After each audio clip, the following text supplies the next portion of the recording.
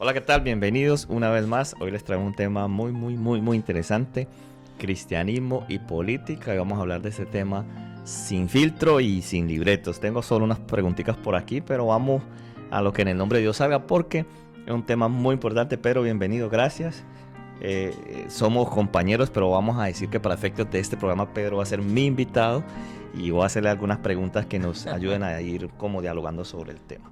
Y de lleno, pero pues primera pregunta que tengo aquí es, ¿podemos los cristianos votar? Estamos hablando para cristianos porque este es un tema de mucha controversia. Algunos de nuestros países, desde donde nos ven, están próximos a elecciones y se habla o no se habla, y a veces tenemos cierta prevención de que es un tema de que no se debe hablar, o que hablar del tema ya es participar en política y que el cristiano no tiene nada que ver con la política. Todo eso vamos a hablar. Entonces empecemos por lo básico, que es depositar un voto en una urna para unas elecciones de lo que sea en nuestros países. Claro que se puede votar. ¿Dónde dice que no puedo votar? Eso es un derecho que no me suprime el hecho de ser cristiano. Cuando uno se hace cristiano, está entrando a una cobertura espiritual que le da una apertura de derecho superior.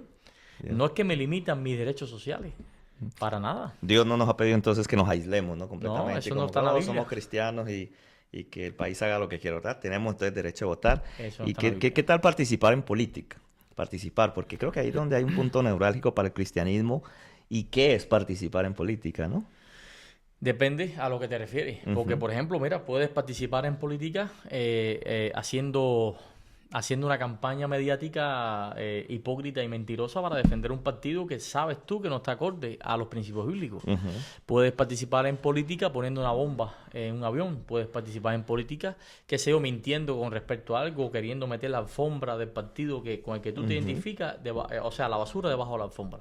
Pero puedes participar en política también defendiendo los derechos sociales de donde vives. Puedes participar en política defendiendo a las minorías y a las mayorías también. Es que de hecho nosotros somos seres políticos, o sea, es parte de nuestra vida, ¿no? Claro. Como que ese aislamiento voluntario al que el cristianismo se ha querido someter por el miedo a contaminarse de ciertas cosas, pero indirectamente todos estamos participando porque las políticas de un gobierno afectan o no la iglesia, afectan el cristianismo, el respeto a la libertad de culto y de conciencia, o sea, todos son cosas que, aunque queramos o no, tienen que ver con política, ¿verdad? Pero es que es una pura hipocresía decir, no te metas en política, los cristianos no se meten en política. Mira, dice que invitas a otro que no se metan en política, pero te quejas después porque los precios subieron. ¿Eso qué es? ¿Eso es política? Invitas a otro de que no se metan en política, de que eso, pero tú después opinas de que el transporte está malísimo. ¿Eso es producto de qué? A la política. Ahora, una cosa es opinar en cuanto a política y otra cosa muy diferente es hacer partidismo desde el púlpito. Son dos cosas diferentes. El púlpito no es para hablar que si Trump, que si Petro, que si Cepeda, que si el otro. No, el púlpito es para hablar de Jesucristo. Ahora, yo tengo el derecho como ciudadano de este mundo a opinar y decir lo que pienso con respecto a un tema. O sea que entonces el debate es permitido. ¿Tú crees que sea bueno debatir? Y entiendas ese debate como intercambio de ideas, de Claro. proyectos. Vamos a decir que yo tengo una preferencia política. Es bueno debatir entre cristianos, que yo lo pueda expresar. ¿Y cómo debería ser ese debate? Fíjate, Didier, te voy a decir algo. Sí. Recuerda que en cuanto a esto yo vengo del futuro. Era, fíjate, qué casualidad, que en los países donde más abunda este concepto de que no te metas en política, los cristianos no se meten en política, son países con una inclinación izquierdista. Fíjate, los cristianos en Corea del Norte dicen lo mismo. No te metas en política. Los cristianos no se meten en política. ¿Por qué? Porque eso le conviene al régimen comunista de Norcorea. Los cristianos en Cuba, ese es el eslogan. No, los cristianos no se meten en política. Pero eso le conviene mucho al régimen comunista de Cuba. En Venezuela pasa igual y es comunista. Y en Colombia, no sé si es que sucede, pero en Colombia hay una tendencia ahora con esto de Petro también de no meterse en política, pero esa idea de no meterse en política, ¿de dónde viene? ¿De qué ala? Sí. De fuentes izquierdistas, que no le conviene que la iglesia, que tiene un poder bien fuerte dentro de la sociedad, en cualquier parte del mundo, se mete en política. Pero no es que la iglesia se mete en política, es que le suprimen el derecho a los miembros de su iglesia que forman parte de la sociedad votante a no meterse en política. ¿Por qué le conviene? Es como que un aislamiento y restricción en parte de libertad, ¿no? Y ya. ¿Y será que nosotros como cristianos, debemos o no debemos tomar partido en la elección? Porque ese es el otro punto, ¿verdad? O sea, podríamos escuchar una discusión de unos cristianos y decían que siempre el cristiano debe votar en blanco. Decía, hay que votar en blanco. ¿Y dónde dice eso? Y entonces la posición era votar en blanco, porque votar en blanco era una manera de, ok, yo voto, cumplo mi deber civil, pero no estoy tomando partido. Entonces, ¿cómo ves tú esta parte de tomar partido como cristianos? Pero total, ese voto en blanco no perjudica a nadie. Al contrario, beneficia a la parte negativa si es que está ganando.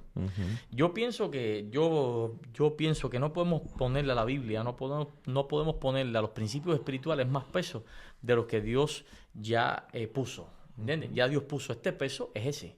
Ahora, no quieras imponerme a mí lo que tú piensas. Si tú como cristiano piensas de que no se debe votar, no votes. Pero tampoco no prediques. lo pongas como ley. Exacto, no, porque no universalices un pensamiento que has creado tú por inducciones. Yo induzco que porque entonces haces una serie de conexiones que al final acomodan la idea tuya de que se debe dejar la boleta en blanco. En definitiva, votas por alguien y votas por el que tú creas que sea la mayor bendición para tu sociedad. Ahora, si el día de mañana ese tipo, ¿cómo dicen? Ese propuesto a presidente, no la palabra, ese candidato presidencial, o ya sea a la presidencia o a gobernador, alcalde, no sé cómo le dicen en Colombia o donde quiera que esté, si después no cumple lo que prometió, el mentiroso es él, pero tú cumpliste con tu derecho y con tu deber a ejercer tu voto. ¿Por qué no puedes votar? O sea que de alguna manera el voto, y a la hora de uno votar, debería tener en cuenta sus principios. O sea, el voto es una manera de respaldar una línea de pensamiento. O sea, al votar yo me estoy comprometiendo. Que si yo voto por este lado o por otro, estoy diciendo, creo en esto, ¿verdad? ¿Tú lo ves así, lo percibes así? Bueno, ¿cómo podríamos darle lugar al voto, verdad? Porque ahí es donde estamos viendo mucha discusión en foros cristianos y en redes y familias enteras. Ahorita especialmente lo hablo por mi país, que está en una coyuntura política donde se va a elegir en una segunda vuelta. Algunos le llaman extremos, extrema izquierda, extrema derecha, algunos es como le llaman, otros le llaman posiciones, pero dentro del círculo cristiano está actualmente la discusión, ¿verdad? El voto es mi voz, el voto es mi voz. Manera como yo hablo. No quiere decir que por el partido o por el representante, no sé, el candidato presidencial que estás votando sea perfecto. El partido que está... No, aquí ni los republicanos ni los demócratas son santos de devoción de nadie. Los dos tienen tremendos problemas. Ahora, entre los dos candidatos presidenciales, en el caso de Colombia, que tienes, bueno, pues vota por el que tú creas que entre los dos males es más chiquito. ¿Entiendes? Una manera de decir. Claro, sí. En la Biblia, dígame un solo reino que fue perfecto. Uno. Si te tocara votar por el reinado de David, ¿de verdad que tú votarías por David como candidato presidencial? Un asesino, un extorsionador, un mentiroso, alguien que mató a su personal de confianza para quedarse con su mujer. ¿De verdad que tú harías eso? Yo no votaría, humanamente hablando, si no conociera la historia, el final de la historia, ¿ok? Porque ahora yo votaría por David porque tengo la Biblia delante. Pero en los tiempos de David, hasta su gente más allegada se le viraron. ¿De verdad que tú votarías por Salomón con todo lo sabio que era? Un tipo promiscuo, un tipo que hizo alianza incluso con culturas que no tienen nada que ver con Dios. Puso altares donde no tenía que haber puesto. ¿De verdad que tú votarías por ese? ¿De verdad que tú... Entonces, así yo te pusiera una cantidad de candidatos presidenciales bíblicos, ¿tú votarías por ellos? No hay gobierno perfecto, man. ¿Y tú crees que... Fíjate, el tema se habla mucho... ¿Por qué tú crees? Primero, la primera... que quiero preguntar, ¿por qué crees que el mundo está tan polarizado? Y si es mala en sí la polarización. Llamamos polarización a tomar partido. O sea, tú donde quiera que vayas hoy, acaba de pasar el caso de Perú, una cosa totalmente casi igual, casi 50-50. Si tú ves el caso de Colombia ahorita, es como que hay dos bandos ahorita. De hecho, los partidos de centro no encuentran mucha cabida porque es como que hoy en día la gente quiere o esto o aquí o aquí. Y de alguna manera eso también se sataniza, o sea, polarización. ¿Tú qué piensas de eso? O sea, ¿es humano tomar partido? Vi a algunos incluso usando Apocalipsis cuando dicen, no seas tibio ni caliente, a lo mejor en otro contexto. No seas la gente dice cualquier cosa. Pero no creo que sea por ahí la cosa, pero ¿cómo ves tú eso? ¿Es humano, es natural el hecho de tomar partido? ¿Y a qué también crees que se debe? Porque está pasando en todos los países, en todas las Yo lo veo democracias. muy positivo. Lo veo muy positivo. La polarización es una manera de democracia. Ahora, por ejemplo, yo vengo de un país que está por debajo del telón polarizado. Ajá. Hay gente que está de acuerdo y hay gente que está en contra. Pero fíjate, gracias a la poca democracia que hay en Cuba, entonces las minorías son las que controlan las mayorías. El Partido Comunista de Cuba no llega a 1 millón de Seguidores, adeptos. de adeptos, pero con su carnet de Partido Comunista. Y controla el país entero. ¿Por qué? Porque no hay una polarización democrática. O sea, no hay esa posibilidad que hay en Colombia, De que hay elegir en y Perú, de decidir. decir no libremente, yo no estoy de acuerdo con Petro, o sí estoy de acuerdo con Petro, yo estoy a favor de Iván Cepeda, estoy a favor del otro que le dicen el tigre. No, en Cuba no puedes decir eso. En Cuba, por postear una foto en tu Facebook hablando abajo o no estoy de acuerdo con el comunismo, vas preso 15 años. ¿Entiendes? Ese es el comunismo, ese es el socialismo. Entonces, la polarización me parece muy efectiva. Es parte de la vida, o sea, todos Ya, tomamos claro. partido aquí y allá. Es la posibilidad que tienes de decir, estoy de acuerdo o no estoy de acuerdo. ¿Por qué me vas a decir que no puedo opinar? ¿Por qué? Y el voto es parte de eso.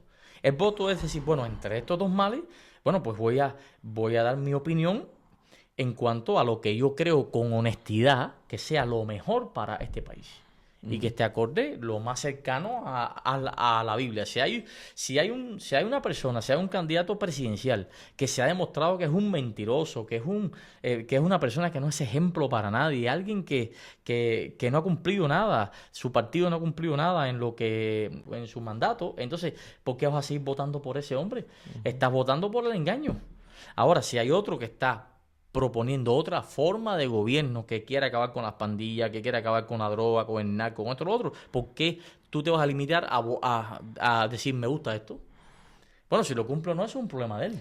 Y algo que está pasando, sí que la parte negativa de la polarización es que estamos ahorita votando y eligiendo desde el odio, ¿no? No desde la propuesta y no desde lo positivo, sino de qué es lo mal. Entonces, yo quiero reforzar un poquito la primera pregunta, a ver si me ayudas con esto. Vamos a decir que una persona ahorita comenta y dice, ¿qué hacen dos pastores hablando de política en vez de estar hablando de Cristo? Sí. ¿Cuál sería la respuesta? La respuesta primero que yo hablo, tengo la libertad de hablar lo que yo quiera, ¿eh? Yo hablo lo que yo quiera. A mí la iglesia no me dice lo que tengo que hablar, lo que no tengo que hablar. No, yo hablo lo que yo quiera. Yo tengo el deseo de comentar de política. Y tienes además, libertad, es lo más importante. Tengo la libertad. Eso, y eso es parte de la libertad que Cristo me dio. Cristo no me limita mi libertad a expresar lo que yo pienso en cuanto a diferentes áreas de la vida. Segundo, las iglesias. Hay muchas iglesias que se están dividiendo en este sentido. Por ahí vamos. ¿Entiendes? Sí. Y hay que tomar uno como pastor tiene que tomar una postura definida, porque si somos ambiguos como pastores, nuestras iglesias van a ser ambiguas en cuanto al tema. Y sin que eso implique que vamos a pararnos en un púlpito a decir con la camiseta. No, incluso este podcast no es una invitación a que votes, no es una invitación a que no votes, no es una invitación a que estés a favor o en contra, a que diga o no diga. No, haga lo que usted tenga deseo de hacer, es un problema suyo. Yo le invito a que lo que haga sea respaldado por la Biblia. ¿Okay? Yo le puedo poner una cantidad de ejemplos bíblicos de gente que se involucraron en política, incluso con gobiernos que no tienen nada que ver con... Y es que en la Biblia hay política como no te imaginas. Hay conspiraciones, hay elecciones, hay golpes de Estado. A ver, ¿me puedes mencionar un Dios más político que Jehová? Wow.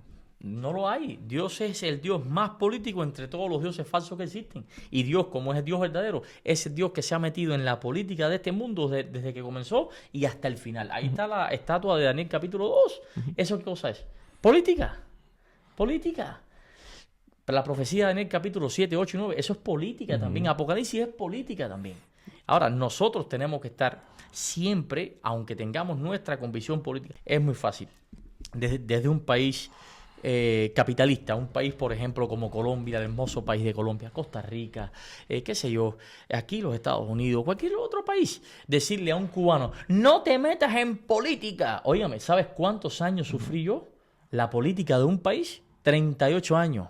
Pero yo no. Mi papá, mi abuelo, sufrió por culpa de la política nefasta de un gobierno que llegó a imponerse y todavía está, ojalá y se caiga.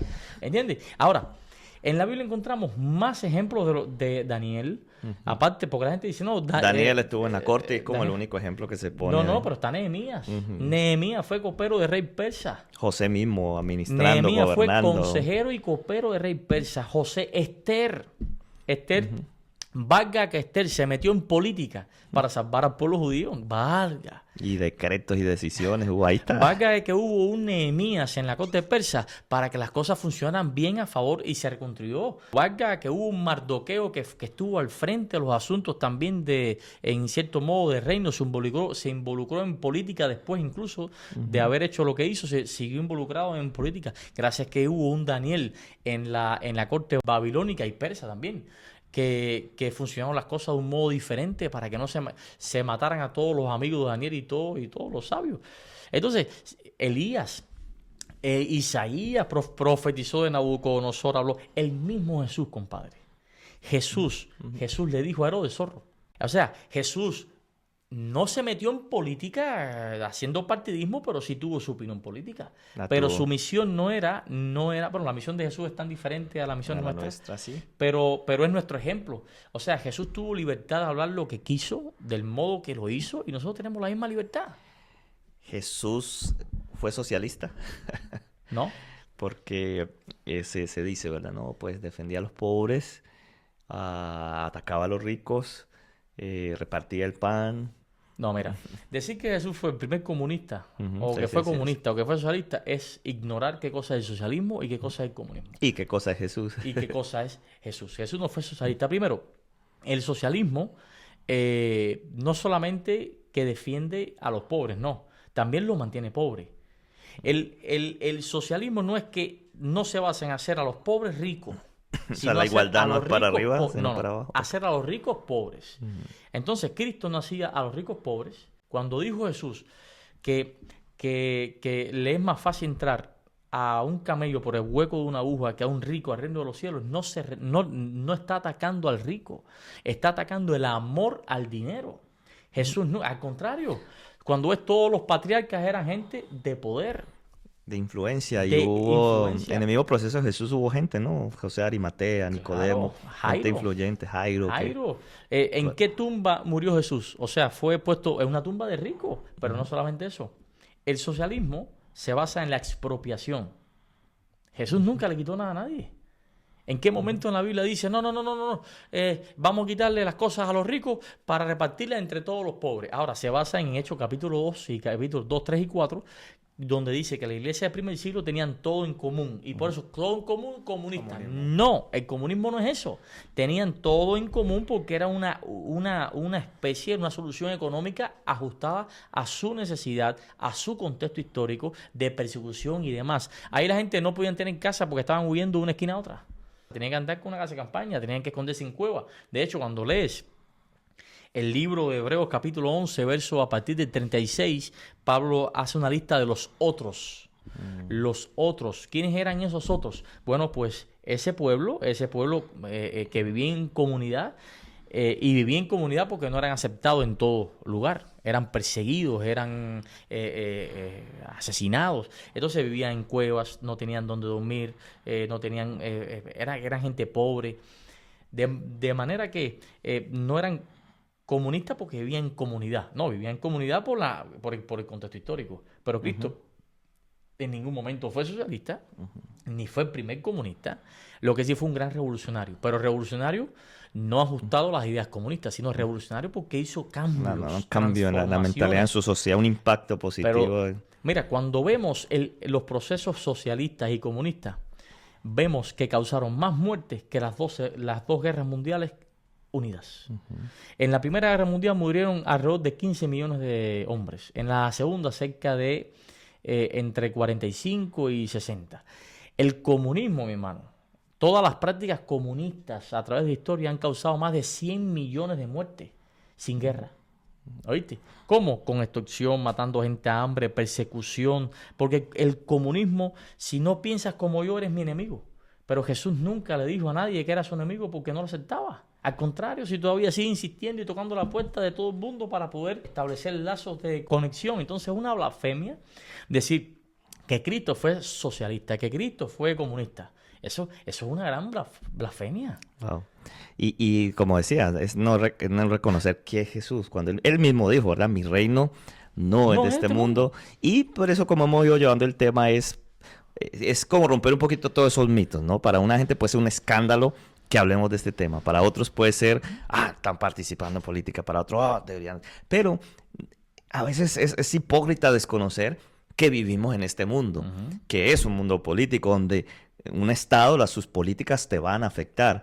Yo estuve en Colombia en una cosa que en Colombia se llamó estallido social. Estaba con mi niño pequeño, recién nacido, y iba en un carro y me tocó esta situación, así que me tocó pasar por diferentes lugares donde ahí no había ideas políticas. Ahí lo que había era una euforia que estuvo en determinado momento en riesgo nuestra propia vida, la del pequeño, porque golpeaban el carro por un montón de circunstancias. Estuvimos en medio de enfrentamiento. Entonces, la situación política termina afectándote, es lo que yo creo, ¿verdad? Te afecta. Ahora, yo quisiera preguntarte algo porque para mí es muy importante cuando una voz autorizada dice algo, y una voz autorizada es alguien que para mí ha vivido la situación.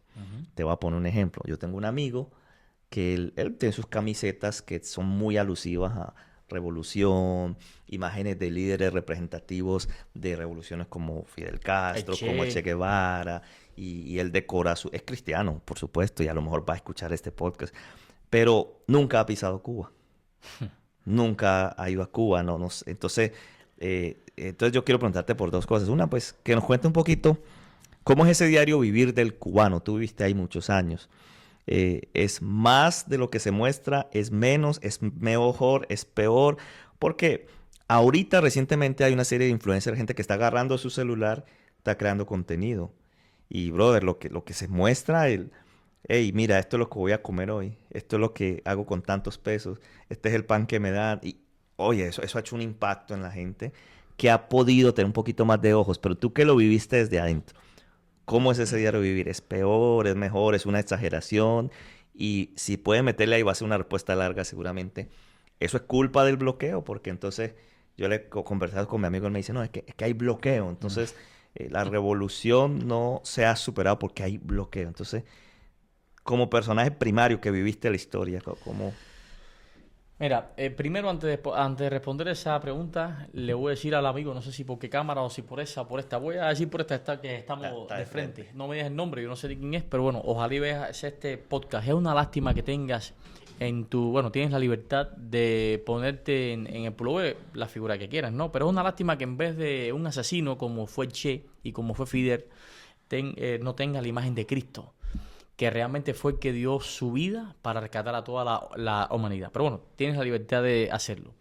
El Che, cuando triunfa la revolución, fue encomendado a la cabaña para hacer una serie de ejecuciones sin juicio. Todos los juicios que se hicieron, los famosos juicios populares, fue una farsa. Ya la sentencia estaba hecha desde mucho antes. Y el Che, cuentan los que conocieron y testigos oculares, el Che tomaba las decisiones por sí solo, con sus piernas así puestas encima del buró.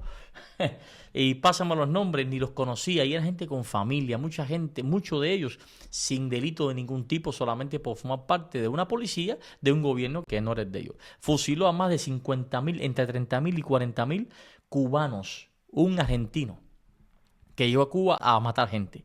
Era un asesino y odiador también. Eso lo vamos a hablar en otro momento. Fidel, otro asesino más. Mentiroso, manipulador. Yo no sé cuántas cosas, cuántos calificativos negativos pudiera encontrar de Fidel. Si yo viera a estos dos seres en el cielo, realmente ahí entendería a cabalidad, de verdad, a cabalidad el tema de la gracia. Porque si alguien no se merecen, de verdad, no se merecen la salvación, yo tampoco, pero ellos menos que yo son esos dos seres. Han matado a un pueblo de hambre. Te voy a responder la pregunta ahora. En Cuba, ahora mismo, bueno, primero en cuanto al bloqueo. En Cuba no existe un bloqueo impuesto por los Estados Unidos. Eso es una mentira que ha difundido el gobierno cubano por 67 años. No hay bloqueo. Nunca ha existido bloqueo en Cuba por parte de los Estados Unidos. ¿Qué cosa es un bloqueo? Un bloqueo es agarrar a la isla y que nada entre y nada salga, pero Cuba tiene permiso con más de 100 países, 120 países en el mundo. ¿Cuál es el bloqueo? El principal socio comercial que tiene Cuba ahora mismo es los Estados Unidos. ¿Dónde está el bloqueo? Cuba importa de los Estados Unidos perfume, autos de lujo, ¿ok? Alimentos, medicamentos, soya. El pollo que se consume de vez en cuando en Cuba proviene de los Estados Unidos. Es más, son hasta tan faltos de yo no sé cuántas cosas que hasta en las cajas de pollo está la bandera americana.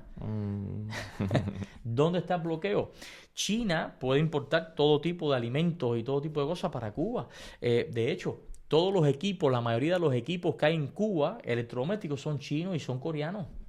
Venezuela pudo haber ayudado a Cuba todo lo que quiso y Estados Unidos no se metió en eso. Ahora, ¿por qué se le llama bloqueo a algo que no es bloqueo? Todo sucede cuando triunfa la revolución cubana en el año 59. Fidel toma control del país, mintiéndola al país y al ejército que él guiaba. Porque ahí hay tomas en video incluso de entrevistas que le hicieron en la Sierra Maestra donde él mismo aseguraba que él no era comunista y que el proceso que estaba llevando a cabo no era comunista. La razón por la cual que cuando triunfa la revolución y él declara el carácter socialista de su revolución, entonces se le viran de sus mismas gente comandantes con oficiales y se alzan a la sierra en contra de él porque lo usó. Entonces ahora, ¿qué fue lo que hizo? Bueno, lo que hace todo socialista. Comienza a expropiar. Lo que hizo Chávez en Venezuela, lo que hizo el Mao en China, lo que hizo en Corea del Norte, comienzan a expropiar. Y ahí se afectaron muchos ciudadanos americanos que tenían empresas, incluso la iglesia. La iglesia adventista y no adventista perdió todas las propiedades. En Cuba había un seminario que se llamaba el Seminario de las Antillas, donde iban a estudiar gente de Puerto Rico, Jamaica, Haití, República Dominicana, de todos los países de las Antillas iban a estudiar a Cuba, a ese colegio adventista. Y entonces allí es criminal lo que hicieron con ese colegio de las Antillas. Lo expropiaron. Ahí habían fábricas americanas porque era el principal socio comercial de ese tiempo de Cuba. Y entonces, ¿qué fue lo que hicieron? Comenzaron a quitarle todas las empresas quitadas a todos los dueños y ahí perdieron ciudadanos americanos. Eso fue un robo masivo. ¿Y qué hizo Estados Unidos? Bueno, ok, vamos a hacer algo. Nosotros vamos a prohibir comercializar con instituciones estatales que tengan que ver con el ejército o con el Partido Comunista hasta que tú pagues las deudas y convoques a elecciones libres. Porque esa es la otra. Entonces, pero fíjate, en ese embargo económico, porque tú debes dinero a mi ciudadano americano. Un gobierno que se respete, un país que se respete, defiende. Primero defiende a sus ciudadanos y un país que se respete, un gobierno que respete, paga sus deudas. Bueno, pues Cuba a esta altura no ha pagado nada. Ese embargo no estima, o sea, no incluye alimentos.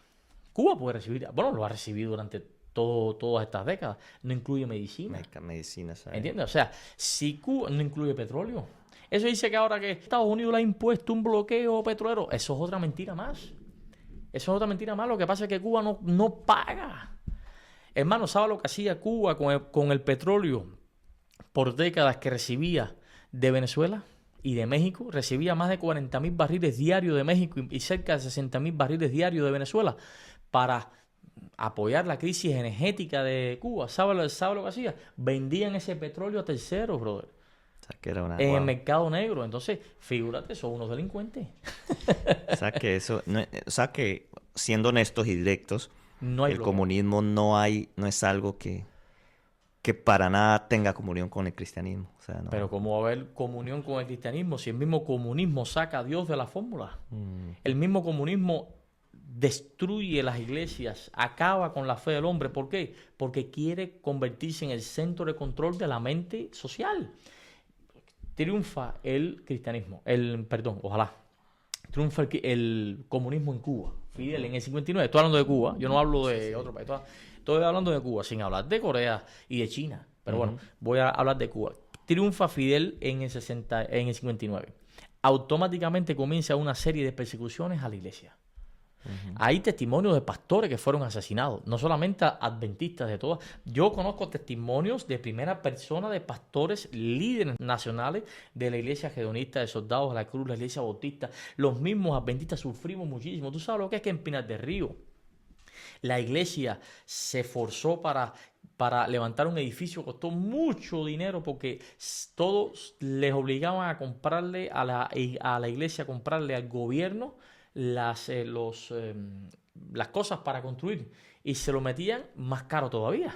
Y bueno, la iglesia, para hacer las cosas bien, pues sabiendo la pata que cogía el comunismo, bueno, pues le compraba yo las cosas, y después que tenían la iglesia levantada, llegan y se la decomisan, se la quitan ya, y ahí hicieron una estación de bomberos, que es la estación de bomberos de Pinar del Río. Y la iglesia tuvo que atragar eso y bueno, comenzar Entonces le impusieron después una multa a Cuba, a la iglesia adventista en Cuba, así de manera arbitraria. Gente vendía en sus casas, sus carros.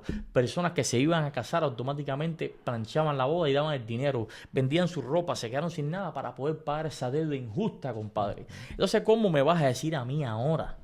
El comunismo en Cuba no ha permitido con la construcción de nuevas iglesias desde que triunfó. Las iglesias que se están construyendo en Cuba no son iglesias a efecto del gobierno, son casas cultos. ¿Ok?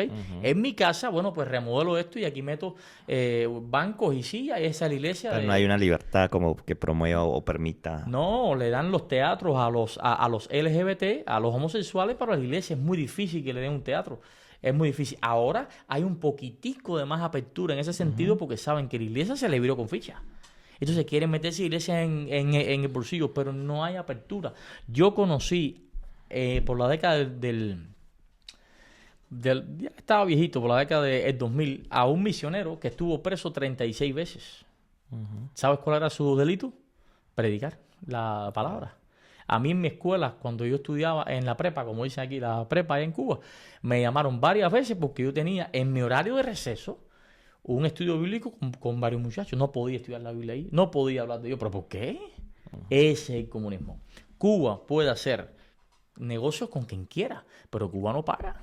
Cuba no paga. Venezuela podía mandarle todo el petróleo que quiso, pero no paga. China ahora mismo puede mandarle todo el petróleo que quiera. Lo que pasa es que no puede entrar a Cuba el petróleo en buques que están sancionados porque son buques fantasmas. Entonces, figúrate. ¿Y qué tan duro es el diario vivir ahorita mismo de un cubano? Yo no sé si, como digo, he estado viendo noticias, pero ¿cómo qué tan duro es el diario vivir de un cubano? ¿Qué nos puedes contar de eso, de cómo batalla para conseguir las cosas? Yo imagino que Cuba quizá debe ser de la gente más resiliente que hay en este planeta en este momento. Sí, somos los más inventores del mundo. Mira, mira, en Cuba el bloqueo lo tiene el mismo gobierno al pueblo, porque usa el hambre y la necesidad como una herramienta de control. De coerción y control. De control. Entonces, lo mismo hizo Chávez y este otro que está preso en Venezuela. Usaban la miseria como control, pero ya el pueblo se está acabando. Ahora mismo hay familias que a veces comen. Nosotros mismos como iglesia, la iglesia de Riverside Spanish está involucrada en un programa de ayuda para Cuba especialmente, porque la situación que tiene Cuba es diferente a la situación que tiene cualquier país con su pobreza en el mundo. Imagínate, brother, tienes un árbol de aguacate, no sé cómo se dice en Colombia, sí. Y la mata te dio 500 aguacates. No puedes venderlo. No puedes venderlo porque te meten una multa. Se te pudre ahí, tú tienes que regalarlo. ¿Entiendes? Entonces, no solamente eso. Ahora mismo mi familia está sufriendo, y como digo, mi familia es Cuba entera. Está sufriendo hasta 80 horas sin corriente, sin electricidad. Wow. No puedes comprar alimentos porque se te echan a perder. Pero además lo que ganas no te da para comprar nada. Un jubilado en Cuba gana 1.500 pesos. ¿Sabe cuánto cuesta un pomo de aceite de 2 libras, así? Decimos 2 libras, un pomo de aceite grande en Cuba, 4.000 pesos. Un cartón de huevos, 6.000 pesos. ¿Qué vendría siendo en dólares? ¿Qué sería? Como unos 10, creo que 10, 20 dólares, ¿no? No, ¿sabes cuál es el salario de...? Mira, te lo voy a sacar aquí mismo. Sí, mira, porque yo conocí un pastor adventista de Cuba, que mostraba un video, a ver si lo puedo conseguir y lo ponemos, donde mostraba cuál había sido su patrimonio después de casi 40 años de trabajo, ya jubilado. Y todo su patrimonio era una bicicleta y un par de zapatos. Y eso fue todo lo que pudo Sí. acumular en todos esos años de ministerio. No, déjame decirte, Didier, el proyecto de vida de un pastor o de cualquier obrero normal en Cuba puede ser comprar un refrigerador y un juego de muebles. Ese puede ser el proyecto de vida. El salario medio de Cuba son 5,000 pesos ahí alrededor. Ujú. Traducido en cómo está el dólar ahora, son $8. 8 dólares. $8 al mes. Y no alcanzaba. ¿Pero qué va a alcanzar? ¿Pero qué va a alcanzar? ¿Quién vive con $8 al mes? Un jubilado cobra alrededor de $2 al mes. Están matando a la gente de hambre. Ahora mismo yo en mi vida he visto eso. Ahora mismo los niños de 8 años, 5 años, están escarbando en la basura. En la basura buscando comida. Se paran frente a las tiendas de consumo y a esperar que alguien saque con una latica de refresco cuando la bote. Ahí van a ver el refresquito que sobra porque no comen. Hay desnutrición, hay niños que se están muriendo por enfermedades curables como un catarro, una neumonía normal. ¿Y es culpa del bloqueo? No, es culpa del gobierno cubano. Ahora mismo el gobierno cubano tiene en bancos internacionales más de 18,000 millones de dólares. Con eso resuelve la crisis que hay en Cuba, pero no lo hace porque no le interesa. Y es reprimiendo y es reprimiendo. Wow. O sea, no hay comunión entre el cristianismo y comunismo, definitivamente. De ningún No, modo. no hay, Ni no hay. socialismo ni comunismo. No tiene nada que ver una cosa con la otra. ¿Tú crees que la gente que romantiza un poco el tema es precisamente porque no lo ha vivido? O sea, Primero porque o no hay lo- una narrativa como en torno a la revolución y todo No, esto. primero es que no conoce lo que es la vida en comunismo. Yo sí la conozco. Ujú. Yo sí la conozco. No sabe de verdad, en la práctica, qué cosa es el comunismo. Segundo, no tiene conocimiento histórico de qué cosa es el comunismo. Porque, a ver, si yo te digo, mira, tengo un plan para ti, Didier, un plan de crecimiento iglesia. Ajá. Pero mira, se ha puesto en práctica 12 veces y las 12 veces lo que ha hecho es vaciar las iglesias. Pero bueno, pero mira, en teoría esto es una Inténtalo, porque belleza. es muy bonita. Mi hermano, no me vas a aceptar este plan porque ha fracasado 12 veces. Me vas a hacer también mi iglesia. Y con el comunismo pasa igual. No existe una sola práctica en la historia de comunismo o de socialismo como proyecto social que ha dado la cuenta. Ni una. Que sea... Mira, esto es algunos ejemplos. Cayó en Rumanía. Acabó. En Rumanía se estaban muriendo la gente de hambre. Bueno, le fueron arriba a Ceausescu y le aplicaron. Cayó en Rusia. Rusia, que adquirió Europa completa. Y murieron. Los ucranianos morían de hambre. Los ucranianos y los rusos morían de hambre. Te digo, Stalin solamente es responsable de más de 8 millones de muertes. Pero vamos atrás. Este hombre, este otro asesino, ¿cómo se llama? Lenin instauró esa idea comunista y fue un desastre. Bueno, lo primero que hizo fue matar a curas, matar a los gobernantes de su tiempo, mató a muchos ahí. Porque en eso se basa el comunismo, en reprimir, en la intolerancia de opinión. Un comunista no tolera que yo le diga esto en su cara. No lo tolera. Empieza a ofender, empieza a gritar. En el mismo Colombia yo vi ahora mismo que hace como 2 semanas fueron unos cubanos a presentar un libro que habla mal del comunismo y Los increpados, ¿no? los increparon los mismos, un grupo de colombianos que no conocen ni lo que están hablando. En vez de dar argumentos, lo que daban era improperios, era ofensa. Entonces, el comunista no sabe dialogar, no sabe hablar, no sabe ser sincero, ser honesto. Y lo otro es la idea romantizada de los héroes inventados. El Che es un héroe inventado. El guerrillero heroico ¿de qué? ¿Entiendes? Entonces, Che, la boina, que sé cuándo, el otro, y la imagen del otro que Fidel, que fue un ejemplo de resistencia. ¿De qué me sirve a mí resistencia si me mataste? Yo no quiero resistir, yo quiero avanzar.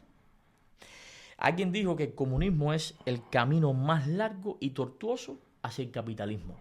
Todos los procesos sociales, socialistas o comunistas, han terminado después de un largo camino de sufrimiento en soluciones capitalistas. China, no comunista. ¿Comunista de qué?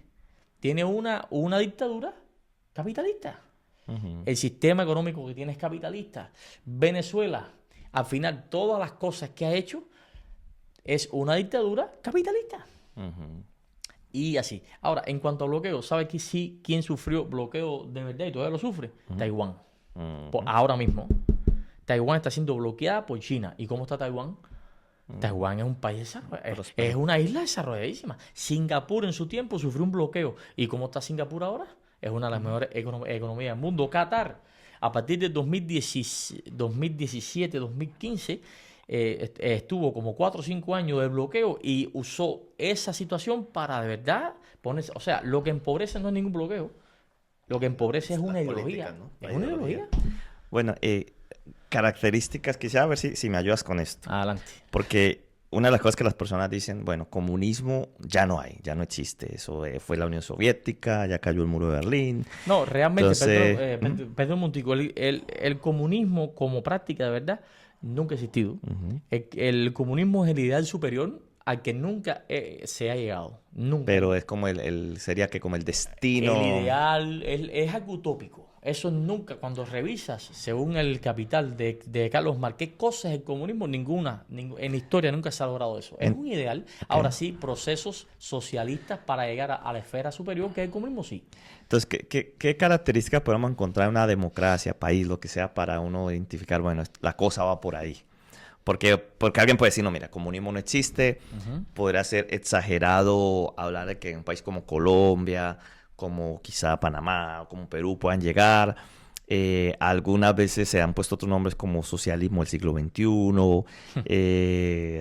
Creo que ahorita un nombre que se dice es capitalismo social. Entonces, es como nombres bonitos, pero un cristiano que va a votar, ¿ok? ¿Qué características puede identificar en un lado u otro, en un espectro político u otro, que lo lleven a pensar, ok, esto puede tener esta inclinación o esto puede... Porque se ha instalado la narrativa ahorita que el otro lado es fascista y entonces este lado es comunista, entonces está como esa guerra, ¿verdad? Desde tu experiencia mayormente, ¿qué características tú ves que, oye, estos son lo que llaman hoy los jóvenes las red flags, las banderas rojas? Sí, primero hay una concentración del poder. Ellos abogan por una concentración del poder. ¿Y cómo concentran el poder? De diferentes formas. Comienzan a promover leyes legislativas que derrumban todas aquellas leyes que amenazan su poder. ¿Entiendes? Hay una demagogia, además de poner personas afines a ti. Bueno, eso existe en todos los partidos, ¿no? Pero en el partido de izquierda y comunista, esto, el hijo, el primo, el sobrino, el esposo de la hija, todo eso viene así, ¿no? Pero lo principal es que empieza una inclinación a una concentración del poder. Segundo, hay un culto al líder. Tercero, hay una división social. El líder comunista, necesita que el pueblo se divida. Pero fíjate, con esta retórica de la unidad, unir los pueblos de América, pero estás dividiendo el tuyo. Tú quieres unir los pueblos de América, pero estás dividiendo el tuyo entre buenos y malos. En Cuba eso fue lo que hizo Fidel. ¿Entiendes? Fidel llegó y automáticamente dividió. Quería unir la América, pero dividió su pueblo. Comenzó a llamar a los que no estaban de acuerdo con su partido apátridas, gusanos, escoria. Entonces ya la sociedad cubana se dividió entre la escoria, lo que no servía, los llamados gusanos, y los revolucionarios. Entonces, al punto que aparecían carteles y todavía están. Las calles son de los revolucionarios. Caramba, entonces tú eres presidente nada más para los que te siguen. Tú eres presidente de todo. Entonces, yo si no estoy de acuerdo contigo, las calles no me pertenecen. Y soy cubano. Cuidado con eso. Cuidado con eso. El líder comunista sueña con unir los pueblos de América, pero le interesa dividir el suyo. ¿Por qué? Porque él quiere el poder. El otro, hay un crecimiento excesivo del control estatal sobre la economía. Comienzan las expropiaciones, comienzan las ayudas sociales. ¿Para qué? Para controlar a las personas por medio de la economía. Te empiezo a quitar sin que te des cuenta, y después te empiezo a dar ayudas que tampoco te ayudan a avanzar en nada, pero que te hacen creer de que yo soy tu salvador, yo soy el Mesías tuyo. ¿Entiendes? Tengo otra acá, restricciones crecientes a la libertad de prensa. Comienza a atacar todas aquellos periódicos, aquellos programas televisivos que no tienen que ver contigo, y comienza a ofenderlos. ¿Entiendes? Y cuando ya estás en el poder, hace lo que hizo Fidel y lo que hizo Chávez. ¿Qué fue lo que hicieron? Restringieron toda la libertad de prensa y ellos controlan la prensa plana y la televisión. Si va por ese camino, cuidado. Cuidado. Son las banderas rojas. Eso es clásico. Lo otro es una expansión de organismos de vigilancia política. ¿Qué fue lo que hizo Chávez en Venezuela? Chávez creó un grupo paramilitar que vigilaba al resto de la población. ¿Qué fue lo que hizo Fidel en Cuba? Lo mismo, los CDR, los llamados CDR. Ahora, ¿qué cosas son los CDR? Comité de Defensa, pues le ponen nombres esos espectaculares. Comité de Defensa de la Revolución. ¿En qué consistía? Nos ponían a vigilarnos unos a otros. En cada cuadra habían 2 o 3 chivatos que decían, oye, mira, este entró a la casa con unas habitas. Y solo por eso te podrían arrestar, ¿no? Claro. Ahora, ¿de dónde Fidel sacó eso y Chávez saca eso? El primero en usar ese control por barrios fue Hitler. Y lo mismo hizo Chávez, Maduro ahora también. Cuando, antes de caer preso, comenzó a marcar en las casas, así con unas X negras, las casas de las personas que no estaban de acuerdo con su partido. Eso es fascismo, mi hermano. Eso es fascismo. Hay una reescritura ideológica de la educación. Comienzan a inyectar en las escuelas, a reescribir la historia, comienzan a adoctrinar ideológicamente a las nuevas generaciones. ¿Qué le decimos a una persona que dice, ok, bueno, ustedes parece que tienen su propia posición y a lo mejor la están defendiendo? ¿Qué le decimos a la persona que dice, pero es que del otro lado las otras opciones son igual? Hay corrupción, hay persecución. No son iguales. Y comienzan a encontrar en los otros aspectos, digamos en el caso particular de mi país, donde hay una opción de centro, o hubo una opción de centro, una opción de derecha, una opción de izquierda. Entonces, para justificar el apoyo a movimientos que van en esa inclinación, se dice cosas como, sí, es que es igual. Y muchas veces ahí es donde entra el argumento de no participes en política, no tomes partido, o no somos de esta tierra, Sí. o esta no es nuestra patria, lo cual sabemos, estamos de acuerdo, somos ciudadanos celestiales, vamos para el canal celestial, pero aquí estaremos en este mundo hasta que Cristo venga y seremos afectados por políticas de gobierno aún a nivel eclesiástico en temas de libertad religiosa y otros más. ¿Qué le decimos a esa persona que dice, ok, ¿por qué si del otro lado es igual y es lo mismo? Y bueno, ¿qué Mira, yo digo, chico, mira, donde hay 2 hombres hay una mentira. Yeah. Es verdad que en las 2 líneas hay corrupción, pero la manera de defender su ideología son totalmente diferentes. El capitalismo defiende su ideología de manera diferente a como la defiende el comunismo. El comunismo, para defender una ideología, tiene que imponerla. El capitalismo es un proceso social natural. ¿Quién inventó la comunidad primitiva? Nadie. Eso fue natural. ¿Quién inventó el feudalismo? Nadie. Eso fue natural. Bueno, ¿quién inventó el capitalismo? Nadie. Eso fue un proceso social natural. Pero ¿quién inventó el comunismo? Eso fue inventado en probeta. ¿Entiendes? ¿Y tú crees que el tema de todo ahorita de minorías, y quizás ese no es el tema, lo vamos a tratar después, minorías, somos nosotros los cristianos antiderechos, anticomunidades? Porque a veces siento yo que ese derecho que se pelea de la minoría termina aplastando a una mayoría que piensa distinto. Vamos a decir las comunidades LGBT y las letras otras que no me las aprendo. Ok, hay ciertos derechos por los cuales se pelea. Entonces se acusa al cristianismo y especialmente a los movimientos cristianos o de derechas que maltratan, que violentan, que pisotean. Y hay un caso terrible ahorita, yo no sé si lo viste, que en Inglaterra un muchacho fue herido por una persona musulmana y llamó a la policía, y cuando el policía llegó, el musulmán lo acusó de racismo. Entonces el policía, en vez de llegar a atender la situación, estando herido el muchacho, lo esposó y lo tiró al piso y el muchacho murió. Porque el policía le dio más relevancia a la acusación de racismo religioso y todo eso, discriminación, a la misma situación de estar una persona herida. ¿Qué hacemos con eso? Porque es que estamos en un mundo donde, ok, respeta a estas comunidades y todo, pero entonces viene una celebración religiosa y estas comunidades se visten de Jesús y se ríen y violentan los símbolos cristianos y se burlan de la cruz. Entonces, ¿cuál sería ese equilibrio para nosotros como cristianos? Si nos, ¿cómo sería la pregunta? Si nos tenemos ese derecho de defender unos principios, unas creencias, y eso no implica necesariamente pisotear a nadie en sus creencias propias también. Sí, mira, primero hay mucha hipocresía en todo eso, ¿viste? En todo esto. No quiero decir que todo el que defienda a las minorías es hipócrita, pero mira, por ejemplo, una muestra de hipocresía en cuanto a defensa de las minorías. si están tan interesados en defender las minorías, ¿por qué atacan al judaísmo? ¿Por qué atacan a Israel? Porque el judío es una minoría religiosa en el mundo, vamos a defenderlos. Si están tan preocupados por Free Palestine, ¿por qué no dicen Free Ucrania? Que lo están invadiendo y hay diarios muriendo cientos de miles ahí diarios. Y eso no le importa a nadie. Si defender una minoría rebaja y resquebraja un principio bíblico, yo no defiendo esa minoría. Tampoco la ataco, pero no la defiendo. Entonces, ¿cómo yo me voy a afiliar a un partido que no cumple con los principios básicos, por lo menos la columna vertebral de un... A ver, yo tengo una pregunta. No, porque si Cristiano es de izquierda o de derecha. No, fácil, mira, eso la conclusión la vas a dar tú.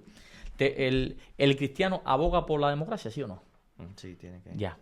Donde quiera que ha habido prácticas socialistas y comunistas, ha habido una reprensión. Han reprimido la democracia. No hay pluripartidismo, hay un solo partido, y si hay varios partidos hay una manipulación, como en Venezuela, que este hombre se robó las elecciones 2 veces, Chávez se las robó una también, y Fidel no ha hecho elecciones nunca. Segundo, ¿te gusta la libertad de expresión? Entonces no eres de izquierda, tú no eres socialista. El cristiano no es socialista ni es comunista. ¿Te gusta que te quiten lo que con tanto esfuerzo tú has trabajado? Entonces tú no eres comunista. Ahora, ¿estás de acuerdo con este movimiento LGTB? Yo no los condeno porque el juicio no es mío, pero tampoco apruebo ni apoyo lo que hacen. Ni hago lobby, ¿verdad? Por eso. No, tampoco. Tampoco digo, se van a quemar en el infierno, ¿no? Porque lo vamos a mover muchos de ellos que se van a arrepentir, y que se ha arrepentido lo van a mover en el cielo. Yo no practico el odio hacia ellos, ni mucho menos, pero no hago una ley apoyando, institucionalizando sus derechos sobre la mayoría. Y tú tienes el derecho, de proteger a tus hijos de ciertas prácticas, enseñanzas, ideologías. ¿Por qué vas a hacer una ley que me obliga a mí a verte como una manzana si yo estoy viendo un hombre delante de mí? Eso no tiene lógica. Eso no tiene lógica. ¿Entiendes?